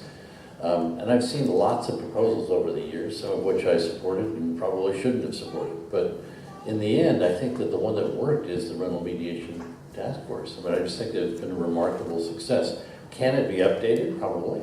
There may be some things that we ought to be making, work a little bit better or add to it, in the 21st century. But I think that that's the best solution that I've seen in most communities, and I think the city ought to be applauded for having made it work. Great. I'm going to go back the exact way. 1 minute closing statement. Mr. Conklin, Hal. I think that there's a lot of great opportunities for partnerships with housing in Santa Barbara. I do think that it has to be tied to the economic plan of Santa Barbara because they got to put the housing where the work is going to happen over the next 25 years. Because that's going to get people out of their cars. It's going to create vibrancy in the downtown area or wherever you put the housing. So those two have to be tied together. I also think the city controls all the natural resources. And if you want it to be a sustainable plan, which I think it has to be, you got to have the city involved in that process. Kathy? Thank you, Dave. I'm running for mayor of Santa Barbara to bring responsive and energetic leadership to our city and to pass budget and policy decisions that protect all residents in our city. As mayor, I will focus on economic development and job creation, public health and safety, and protecting our environment and the character of our neighborhoods. And housing development in the right places is part of that platform. I'm proud to be endorsed by the Democratic Party in the city, in the county of Santa Barbara. And because I'm an environmental leader, I have the support of the Sierra Club. As a leader in regional cooperation, I have the endorsements of the mayor of Goleta and the mayor of Carpinteria. Very proud of that. Because I look out for our school children and our families, I have the endorsements of the school board presidents in Santa Barbara and Goleta school districts. I'm honored to be running for mayor. I would be honored to serve as mayor, and I ask for your vote. Thank you. Thank you. Thank you all for being here. This has really been a very enlightening conversation all the way around. I would like to tell you that I'm the type of person, I spent my entire career, over 40 years, trying to make vision into reality, trying to execute against a strategy that actually delivers what an organization wants, what a business may want, what people want. And that type of stewardship is a difficult process, but I've learned how to do that. And the Chamber of Commerce has seen that. They've chosen to endorse me. The Santa Barbara Association of Realtors has endorsed me, as well as Visit Santa Barbara. And what all the organizations have in common is that they focus on the future. And that's really where my focus is, on the vision for this city and delivering its potential and making it truly the best small city in America, which I believe it can be and should be. Andy? I'm running for mayor because I think that we have great potential. Primarily you're hearing today about the State Street corridor as being an opportunity going forward. This is the first year where the city will be only represented by district council members. So the mayor's job is going to be to bring those district representatives together and develop plans that are complementary to each particular area in town. As a lifelong resident here and as a lifelong public servant with over 35 years of being a public official, I have knowledge in the areas of public resources such as water and housing, and I can bring those ideas together to these district representatives and serve you for the next 4 years. Great, thank you very much. We're going to go down to the 4th District. Jay? Thanks, Dave. Into the weeds really quickly with regard to permit expediting. What the city's done is great, but it's probably not going to get the job done in terms of forming a new group called Accelerate. I think we need to take a page out of our city's history with our original architectural review board and take a group of very talented staff, planners, engineers, and building code checkers, together with a few volunteer architects, maybe some volunteers from the Chamber of Commerce, to sit and actually get people in and out of the permit process faster. That has a lot to do with our very complicated codes. Building, accessibility, stormwater, and parking. That's where people get tripped up the most, believe it or not. I know we have architects in the room and they may argue with me with regard to our design review process, but I do think that we need to do a better job there. I'm running for the 4th District. The 4th District includes Coast Village Road. I'm advocating for Highway 101 to be fixed. Caltrans has got to put that on-ramp back at the lagoon there. And another thing that I hear a lot, because I've walked almost the entire district, is our water supplies need to be expanded, our water quality needs to be improved, and our water rates need to go down. Kristen? First, I have to say I'm just so surprised to find myself here. My background is in science. I was a geophysicist for the USGS. I teach environmental geology at City College. My concerns are planning for an environment that uses water wisely, that plans for flooding, for fire hazards, for drought. My overarching theme for planning for housing is to keep all of those in mind for our public safety. And then also, I'm an educator, so I'm concerned with education, where those overlays are do they make sense with our school communities? And then with equity in housing. Since we're mentioning endorsements, I am endorsed by the Sierra Club, Senator Hannah Beth Jackson, our current mayor, Helene Schneider, former mayor, Sheila Lodge. Very proud to be endorsed by school board members, Kate Parker and Laura Capps. And they believe that I can do what needs to be done for our community. Thank you. Jim. Well, first I want to thank you all for being here today. This has been a long afternoon, and I appreciate you taking the time. It's important that you participate in democracy and being part of this as part of that process. So thank you. Thank you for your time and attention. I would like to say this. I was a mayor and a city councilman in Ohio. I know what it takes to get things done in city government. I want to move Santa Barbara in a progressive direction. I want to be part of a team that's taking Santa Barbara in an environmentally sustainable way to the future. And that's my objective. That includes housing, and that includes creating environmental or economic opportunities. Because if we don't offer jobs for people, we will not have a future in this town. Thank you very much. Great, thank you very much. On to the 5th District, Warner. Thank you, Dave. Again, thank you for all coming this evening. I appreciate it. I feel very proud to sit here with all the colleagues here. Everybody is really putting a lot into their campaign, and I appreciate that. I've been in government for 47 years. I feel that it's important that the city of Santa Barbara has a vision, a long-term vision, a short-term vision, and then a direction, so that all of city staff and the community knows where we're going and how we're going to get there. It's vitally important to have that vision, especially with technology coming at us the way it has been. I bring leadership, I bring vision, and I bring the unique experience to navigate through city government and to get things done. Thank you. Great. Eric. So I just want to clarify a comment that Jay made earlier. Yes, Sarah Connor did kill the Terminator, but he did come back, and there was a number of sequels. And the reason I bring that up is the state will be back. But the next... You heard it here, Gus. Eric's right. The next city council has an opportunity to build a vision that will serve Santa Barbara, state be damned. And I plan to be on that council, and I'm so encouraged by all I've heard here today. There's a lot of great ideas in there. And I have a lot of endorsements. I'm proud to be one of the first in many years candidate who was endorsed by both the Sierra Club and the Chamber of Commerce, so I think that speaks to the breadth of my appeal and the openness that I'll bring in there. So I also am endorsed by Congressman Carbajal, Supervisor Wolf, who's over there. Thank you for being here today. And really just look forward to working with all of you in the future to build a great vision for our great city that we all love. The 6th District, Jack. I'm running to represent the 6th District of Santa Barbara, which is known as the downtown district. It's also the youngest district. Voters under 40 are a majority. It's the highest proportion of renters in the city. It's approximately 75% renters. I believe that the 6th District deserves a voice.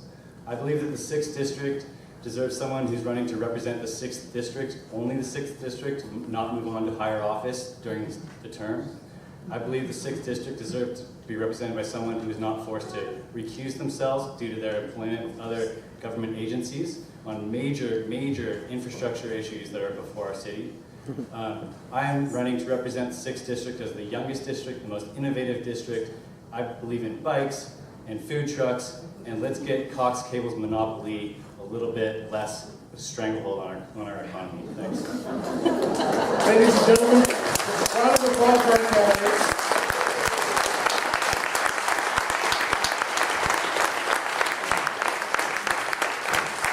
I'm going to take the prerogative to close with one of my favorite quotes, one by Coretta Scott King. Struggle is a never-ending process. freedom is never really won. You earn it and win it in every generation. Mrs. King was, of course, speaking of civil rights.